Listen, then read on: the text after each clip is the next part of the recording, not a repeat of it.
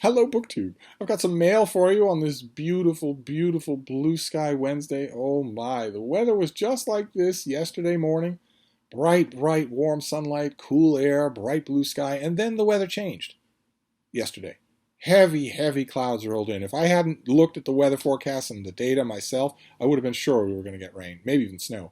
But that didn't happen. Instead, all the sunlight went away. But today, today has not been like that. Today has been absolutely beautiful, where the morning is nice and cool here on the fainting couch, and then the afternoon warms up, and then, as God intended, the evening and night become cooler again. That is the progression that I want. I don't want it to be hot when morning starts, and I also don't want it to be life-endangeringly cold at any point, especially at the height of the afternoon when the sun is in the sky.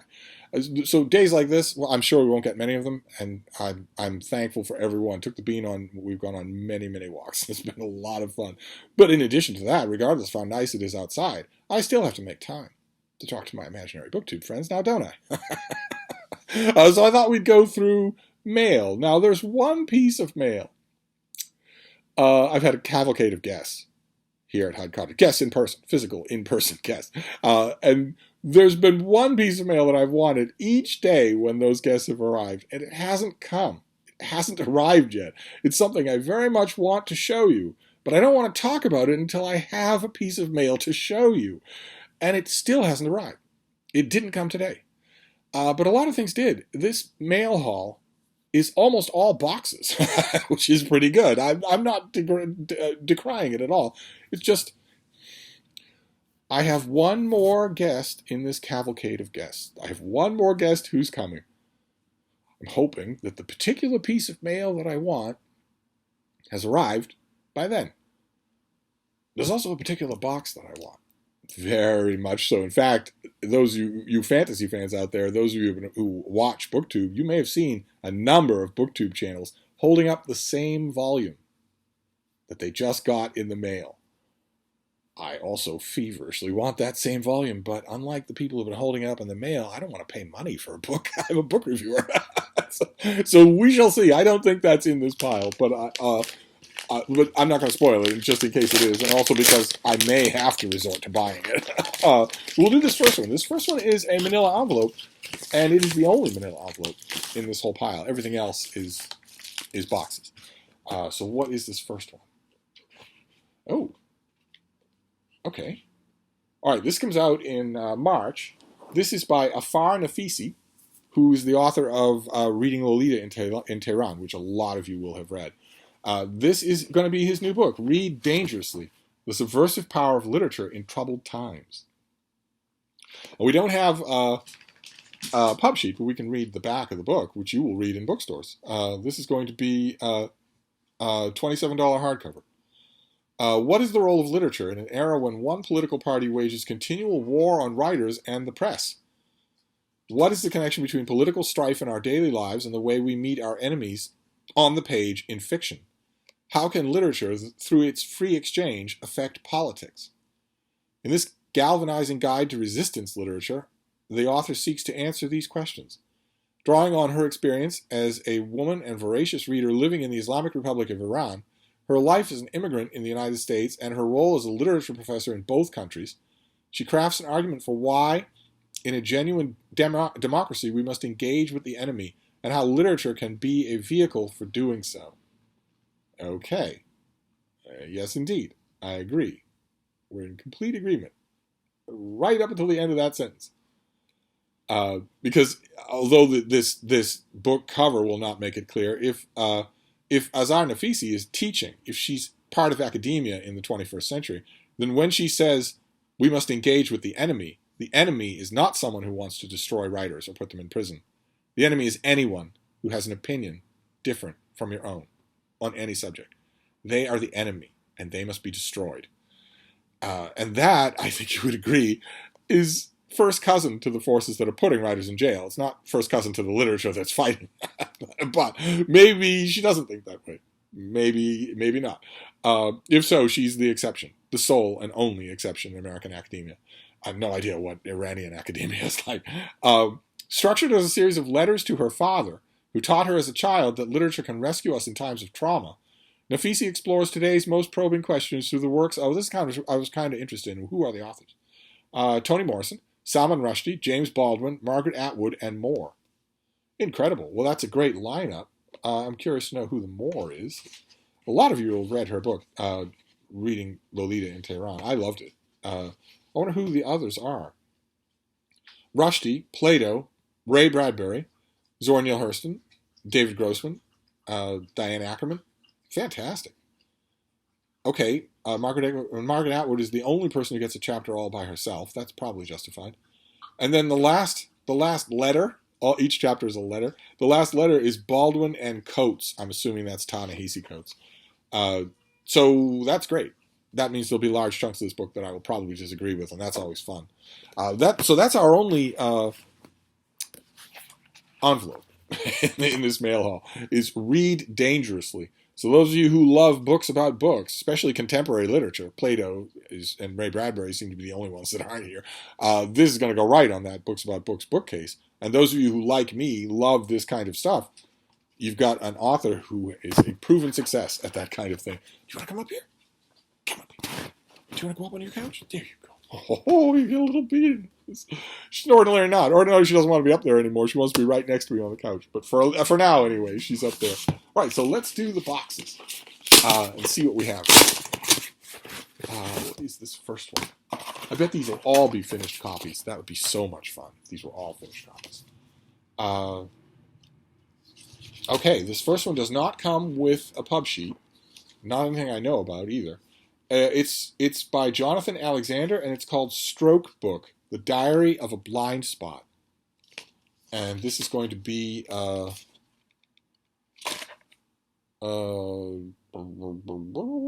there's no price on this thing. It's from Fordham University Press, and like most university presses, they did not print a price on the dust jacket. Little thing, though, probably $26 in your bookstore. And I don't have a sheet for it, but we'll read from the dust jacket, because this is the finished copy. In the summer of 2019, Jonathan Alexander had a minor stroke, what his doctors called an eye stroke.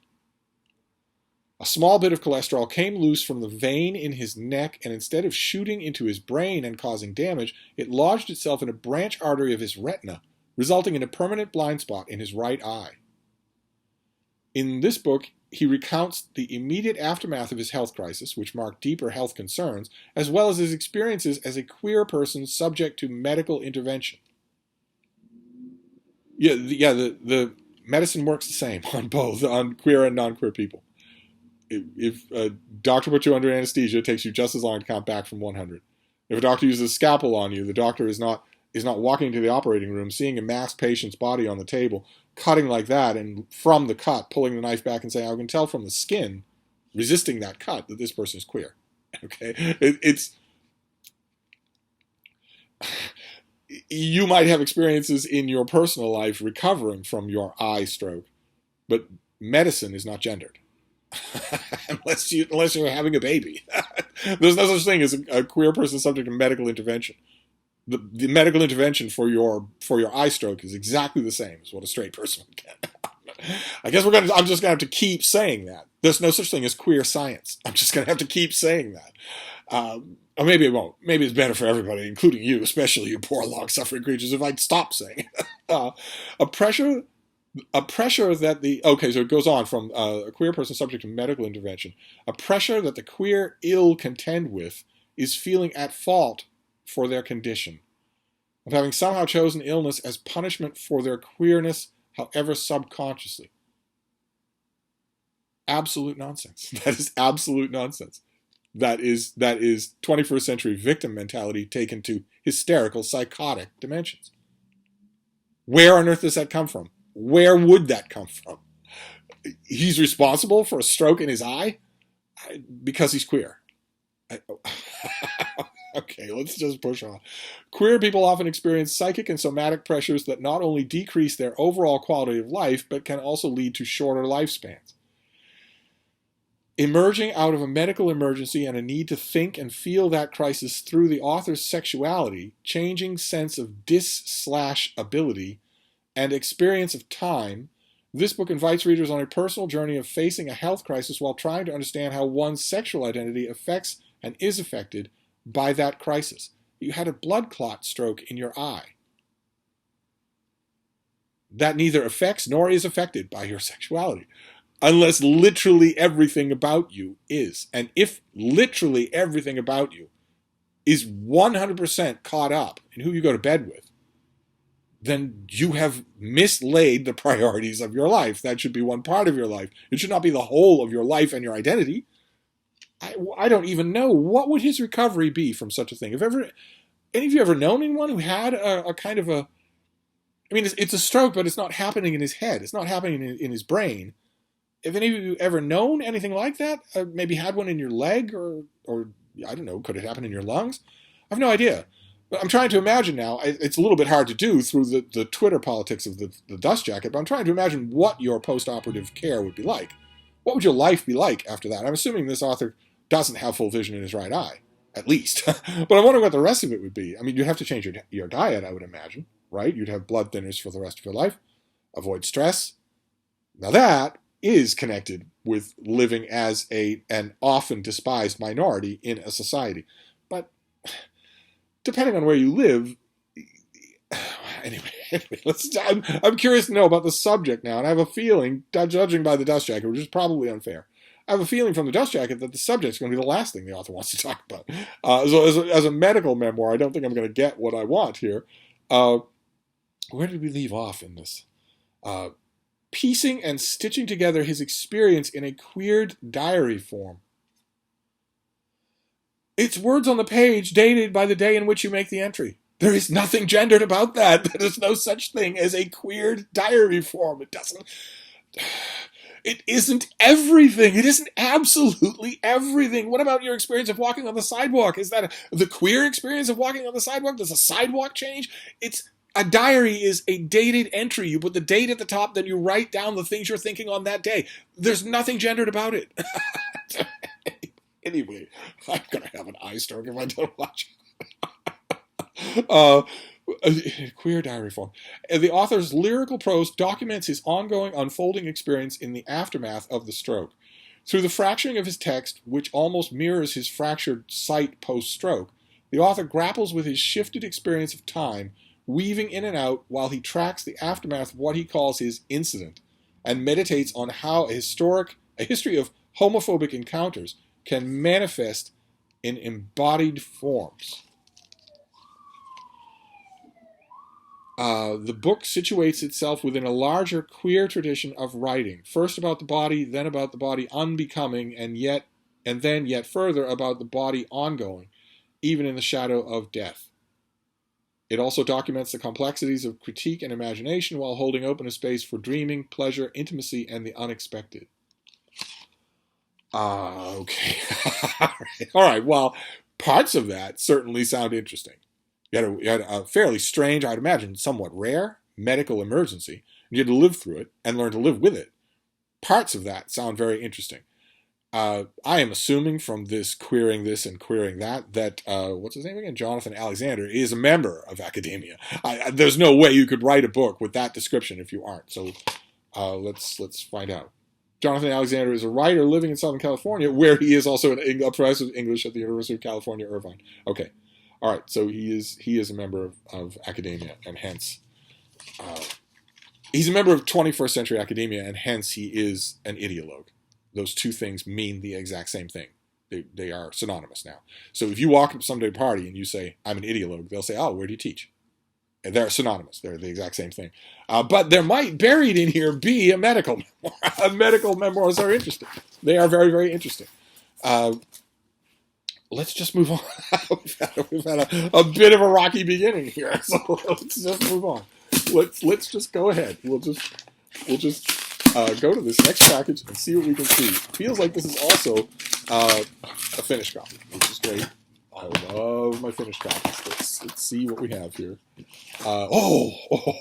Fantastic. Yes, it is a finished copy. Fantastic.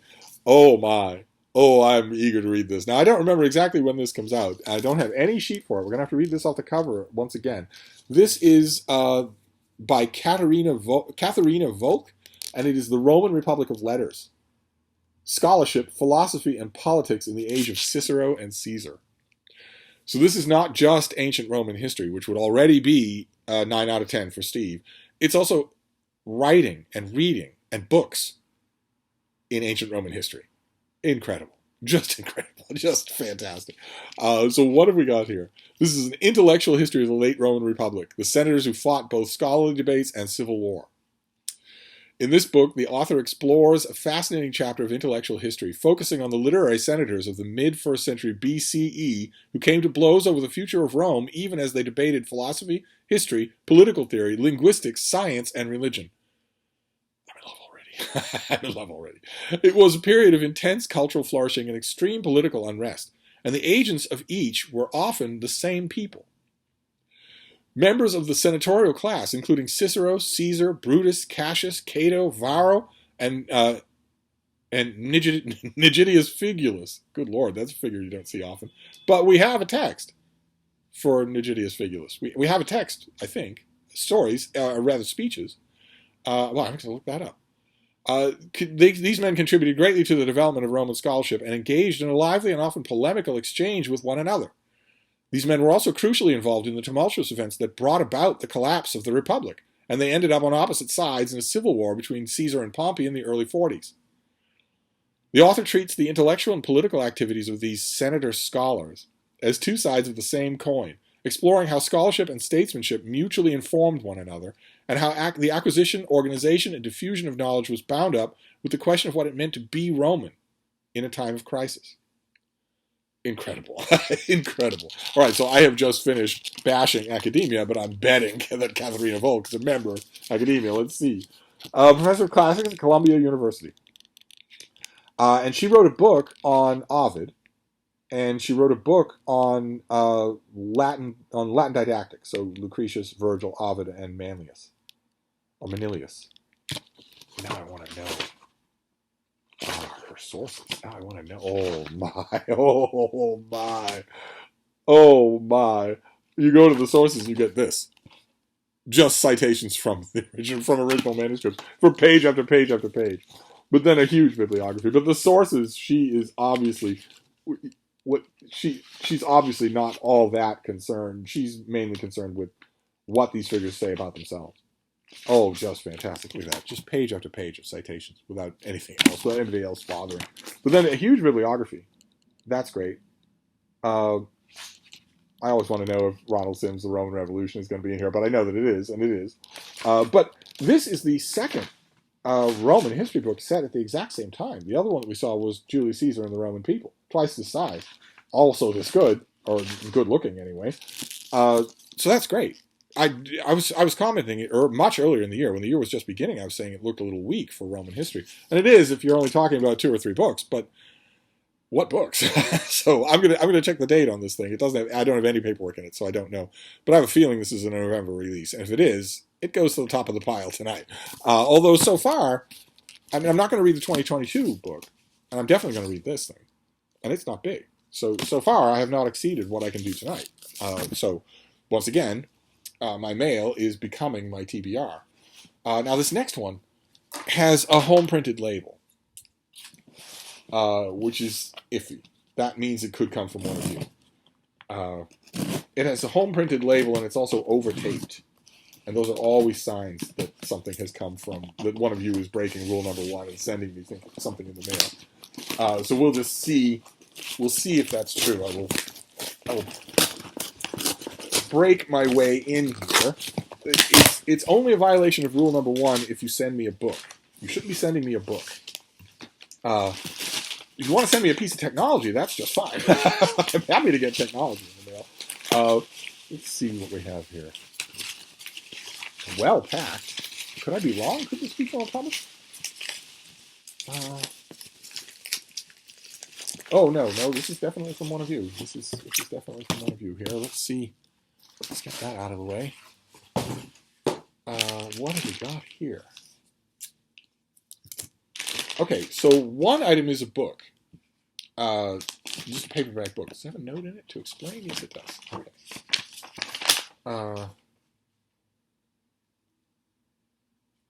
Okay, the sender. Okay, this is coming from one of you. The person just found my channel this past summer.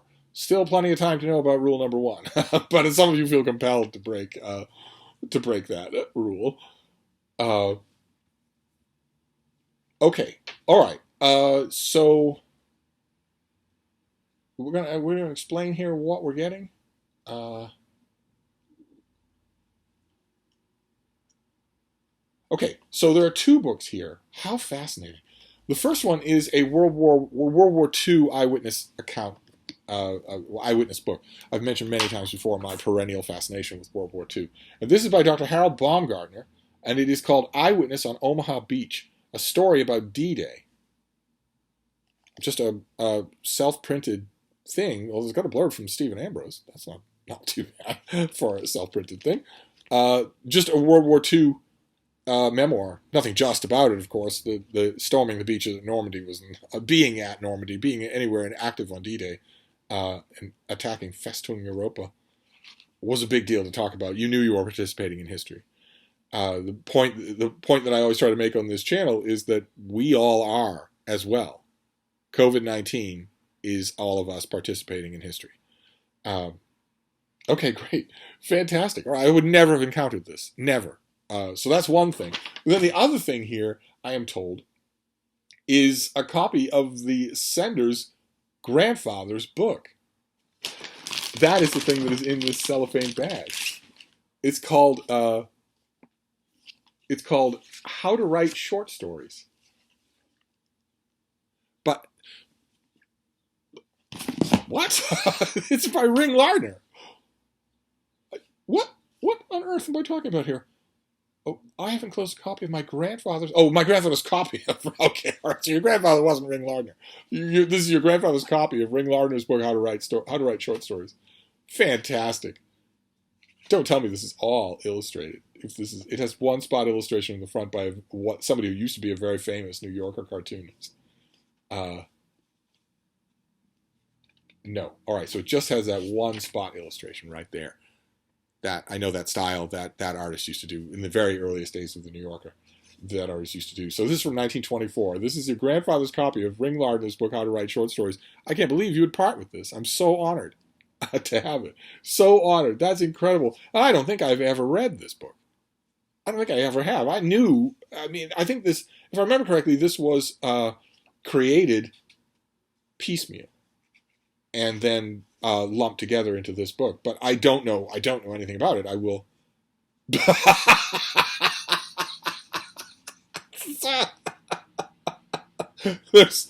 There's a mark in there. I looked at it and originally I thought, okay, that was just somebody, maybe the grandfather put that in there. But no, the sender put that in there to let me know that it's at that spot that there's a Taft reference. Evie will know me too well. Incredible. I could not be more grateful. How amazing. A World War II eyewitness memoir that I've never read before, and your grandfather's copy of Ring Lardner's How to Write Short Stories. That is so incredible. I swear. I know I've said it many times before. I will say it again. I really don't know what's going on with this channel. I really don't know what this relationship is. I don't know how I got this lucky. But I could not be more grateful. Thank you very much. If you're watching and you're the sender, thank you very, very much. And the Ring Lardner, I know this is wrong, but the Ring Lardner book really does want to go on the TBR for tonight. The TBR for tonight it became undoable with the Roman history book. Because, what's it called again? The Roman Republic of Letters isn't technically a very long book, but it's dense history, so it's going to take longer. So, in other words, if these are if I was looking at what were we looking at here? Am I missing something? Yeah, I was looking at these two things. I was thinking maybe that's doable in a night, but that's not doable in a night if I'm including Ring Lardner. So I don't know. I think this has gone beyond a TBR. And then we have the final box, and then we'll be done. Although nothing can top someone sending me their grandfather's copy of a Ring Lardner book from 1924. Good Lord. How incredible. How absolutely incredible. But then there's this last thing. Now, I know in my heart of hearts what I want this to be, but I'm pretty sure that it's not what I want it to be. And I'm not 100% sure that I want what I think it is. There's a book that people are getting because they pre-ordered it on BookTube. I want a copy of that book. No, this isn't it. I can see already that it's not. Oh, great. See, I'm very easy to please. In addition to the book, there's also this. Just a wad of packing. But this isn't just packing. This is all one sheet of paper. All you need to do, you unfold this all the way to the end, then you unfold it widthwise as well, then you fold it again, only this time you're folding it in neat quadrants. It's perforated. It's just paper that comes off a roller. You fold it in neat quadrants along those perforations, lay it flat, lay something heavy on top of it, and in a week you've got a pile of paper. You've got a pile of perfectly usable paper. That's great. Long gone are the days when I would throw that away. But the book, I don't know what the book is, but it's not the thing I was looking for. The thing I was looking for, obviously, I don't want to keep you in suspense forever, is that new illustrated Lord of the Rings volume. That really is the most beautiful Lord of the Rings volume that's ever been made. And I need another one-volume Lord of the Rings, like I need a new hole in the head. But it's incredibly beautiful. I've seen videos all over YouTube, not just on BookTube, but all over the place. Everybody who has pre-ordered this book has then made a video showing it to you. I think the two booktubers that I watched were Working Man Reads and Michael K. Vaughan. Both of them got it on the same day. Because if you pre-ordered it, you would have got it just a few days ago. And I want it. Now that I've seen it in their videos and a bunch of non-booktube videos, I know what it looks like. I know what it's like.